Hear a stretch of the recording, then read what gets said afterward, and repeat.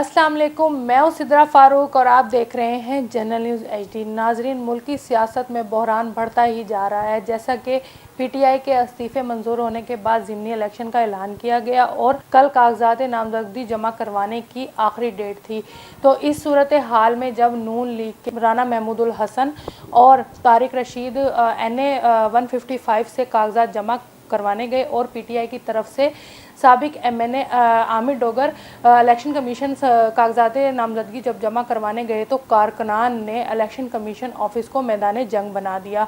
दोनों सियासी जमातों के कारकुनान आपस में गुत्थम गुत्था हो गए और उन्होंने इलेक्शन कमीशन ऑफिस पर भी शदीद पथराव किया, जिसकी वजह से इलेक्शन कमीशन ऑफिस के शीशे और दरवाजे टूट गए।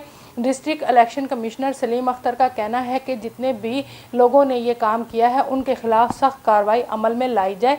और उन्होंने जब कारकुनों ने एक दूसरे के खिलाफ नारेबाजी की, दोनों सियासी जमातों के कारकुनान इकट्ठे जब इन लोगों के साथ कागजात जमा कराने गए तो दोनों की तरफ से नारेबाजी की जा रही थी। नून लीग की तरफ से घड़ी चोर के नारे लगाए गए और PTI की तरफ से चोर लिटोरे के आवाज़ें नारे लगाए गए। तो इस सूरत हाल में कारकुनान आपस में गुत्थम गुत्था हो गए और एक दूसरे पर उन्होंने आज़ादाना गमलों का हमला किया और एक दूसरे को गमले मारे, जिससे जो हैं बहुत सारे कारकुनान ज़ख्मी हो गए। इस सूरत हाल में पुलिस ने जब कार्रवाई की तो उन्होंने साबिक MNA आमिर डोगर को उनके डेरे से गिरफ्तार किया और राना महमूदुल हसन और तारिक रशीद को निश्तर हॉस्पिटल में कारकुनान की इयादत के लिए गए हुए दोनों को गिरफ्तार कर लिया। और जब पुलिस ने इस हवाले से कार्रवाई की तो नून लीग के जो है राना महमूदुल हसन, उनके मौके पर होने के शवाहिद नहीं मिले, इसलिए उनको उसी वक्त रिहा कर दिया गया, जबकि आमिर डोगर को और तारिक रशीद को जेल में रखा गया और इंसदाद अदालत की दहशतगर्दी की अदालत में भी पेश किया गया। दोनों के वकला का ये भी कहना है कि ये तो एक कारकुनों के दरमियान आपस में तल्ख कलामी हुई है, इसमें कोई बहुत बड़े इंसदाद दहशतगर्दी का केस नहीं बनता।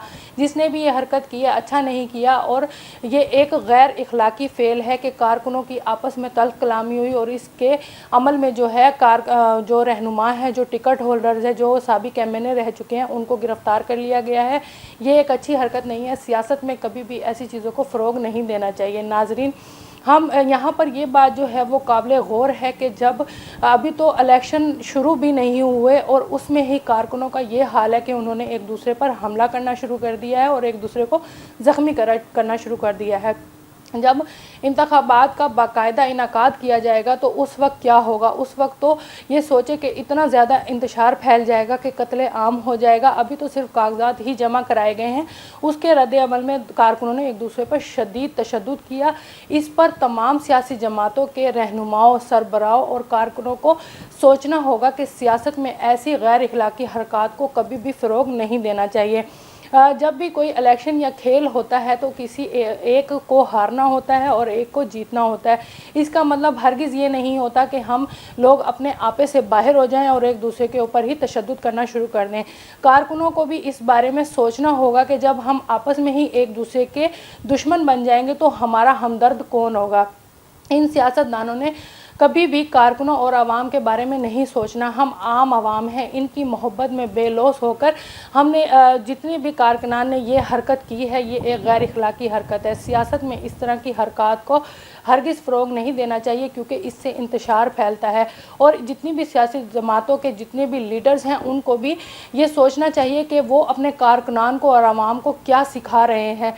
इस तरह का इंतशार सिखाने से कुछ भी हासिल नहीं होगा।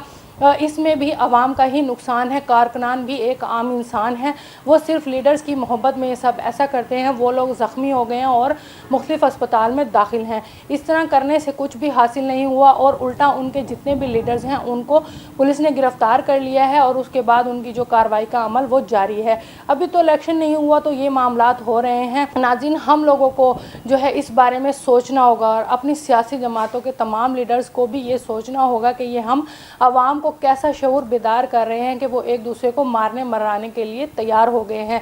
इस तरह की चीज़ें सियासत में ज़ेब नहीं देती। तो मज़ीद अपडेट के लिए देखते रहिए जनरल न्यूज़ HD।